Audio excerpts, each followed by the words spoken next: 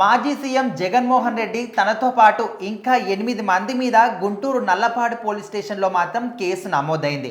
ఎందుకంటే అక్కడ ఎమ్మెల్సీ ఎన్నికలకు సంబంధించిన ఎన్నికల కోడ్ అమల్లో ఉన్నప్పుడు అక్కడ పోలీసులు హెచ్చరించినా కూడా వినకుండా ఇక్కడ జగన్మోహన్ రెడ్డి తనతో పాటు వైసీపీ వాళ్ళు మాత్రం ఇక్కడ గుంటూరులోని మిర్చి యార్డ్లో ఒక బహిరంగ ప్రదేశంలో ఒక సభని మాత్రం ఏర్పాటు చేయడం జరిగింది.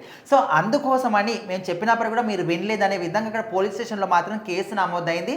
అంటే ఎంత పెద్దవాళ్ళైనా కావచ్చు, అది మాజీ సీఎం అయినా, ఇప్పుడున్న సీఎం అయినా, డిప్యూటీ సీఎం అయినా, ఇంకెవ్వరైనా కావచ్చు, ఖచ్చితంగా ఎన్నికల కోడ్ అమల్లో ఉన్నప్పుడు బహిరంగ ప్రదేశాల్లో మాత్రం ఒక ర్యాలీ కానీ, ధర్నా కానీ, సభలు కానీ ఏవి కూడా పెట్టొద్దు. సో అట్లాంటప్పుడు పోలీసులు హెచ్చరించినా కూడా మాట వినకుండా పెట్టారంటే ఖచ్చితంగా కేసు నమోదైంది, అరెస్ట్ కూడా చేస్తారు, కఠిన శిక్షలు కూడా వేస్తారని మాట కూడా వినిపిస్తుంది. మరి జగన్మోహన్ రెడ్డి ఏ విధంగా అపోజ్ చేస్తాడో ఇప్పటికే అక్కడ మాట్లాడుతున్న క్రమంలోని ఆయన మాత్రం మీడియాతోని మాట్లాడుతూ, మీరు ప్రతిపక్షంలో ఉన్నప్పుడు మీకైతే నేను సెక్యూరిటీ ఏర్పాటు చేశాను, మరి నాకెందుకు సెక్యూరిటీ ఏర్పాటు చేయాలని మీటింగ్ దేనికి పెట్టారు, దేని గురించి మాట్లాడుతున్నారు? పర్సనల్ మీటింగ్లు పెట్టుకోవాల్సిన టైమా ఇది? రాజకీయ సభలు కదా పెట్టుకోవాల్సింది, అది కూడా ఈ టైం కాదు.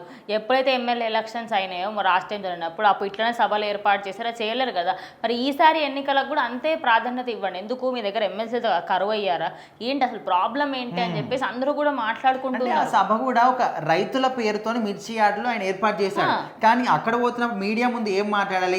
రైతుల కోసం పలానా ఇలా కష్టం ఉంది, ఈ కష్టం తీరుస్తలేరు, మరి రైతులకు మిర్చి రేట్ల గురించి అదంతా లేదు.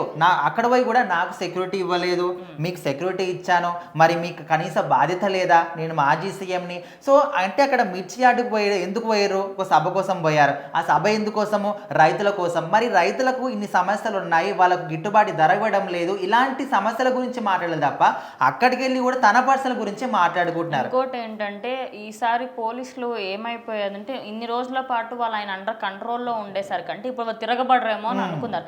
కానీ వాళ్ళు ఓపెన్ గానే ఛాలెంజ్ ఇస్తున్నారు. మొన్న కూడా ఒక వార్నింగ్ ఇచ్చారు, బట్టలు ఇప్పేసి కొడతా అంటే ఇట్లనే మాట్లాడినాం అనుకోండి మేము ఎక్కడెక్కడ కొడతామో మాకు కూడా తెలియదు అనే విధంగా పోలీసు కూడా దానికి రీకౌంటర్ ఇచ్చారు.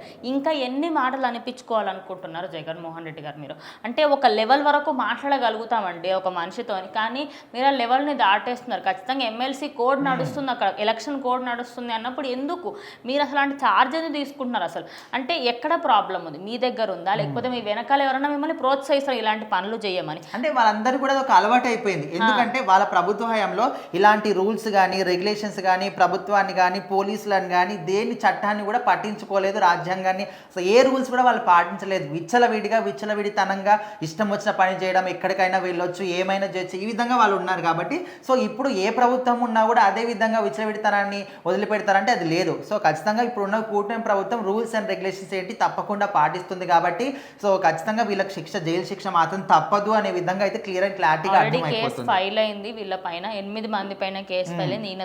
రాబాబు, కొడాలి నాని, వీళ్ళందరూ కూడా కామన్ అనమాట, వాళ్ళ వెనకాల బినామీలు అనమాట, అట్లనే ఉంటారు ఎప్పుడు. వాళ్ళతో పాటు ఇంకా మొత్తం టోటల్ 8 మెంబర్స్ అయితే ప్రజెంట్ జైలుకి వెళ్ళడానికి రెడీగా ఉన్నారు. అండ్ వీళ్ళపైన ఉన్న కేసులలో కాకుండా ఈ ఒక్క కేసు పైన కొంతమంది వాళ్ళపైన కేసు పెట్టడంతో ఈ కేసు ప్లస్ వాళ్ళపైన జగన్మోహన్ రెడ్డి పైన ఒక 36 కేసులు, అదేవిధంగా అంబటి రాంబాబు పైన ఒక 15 కేసులు, అటు కొడాలి నాని పైన వేల మీద లెక్క పెట్టుకుంటే రాదులేండి, కొంచెం టైం పడుతుంది, అది లెక్క పెద్దగా ఉంటుంది అనమాట, హిస్టరీ కొంచెం పెద్దగా ఉంటుంది. వల్లభనేని వంశీ కంటే ఎక్కువ ఉంటుంది. అండ్ ఇంకొక ఆయన ఉంటాడు పేరుని నాని కంటే పెద్దగా ఉంటుంది అనమాట. వీళ్ళందరూ ఎట్లా అంటే ఆల్రెడీ చాలా లిస్ట్ పెద్దగా ఉంటుంది. సో వాళ్ళకి ఎప్పుడైతే జైలుకి వెళ్తారో అందరికీ ఒకటే దగ్గర ఒక సెటప్ లాగా వేసి మంచిగా అన్ని సదుపాయాలు కూడా కల్పిస్తామని అయితే నెటిజన్స్ ఇప్పుడు కామెడీగా ట్రోల్ చేసి స్టేజ్కి తీసుకొచ్చుకున్నారు. మరి ఇంకెక్కడి వరకు వెళ్తుంది, ఎప్పుడు అరెస్ట్ చేస్తారు ఏంటనేది వేచి చూద్దాం.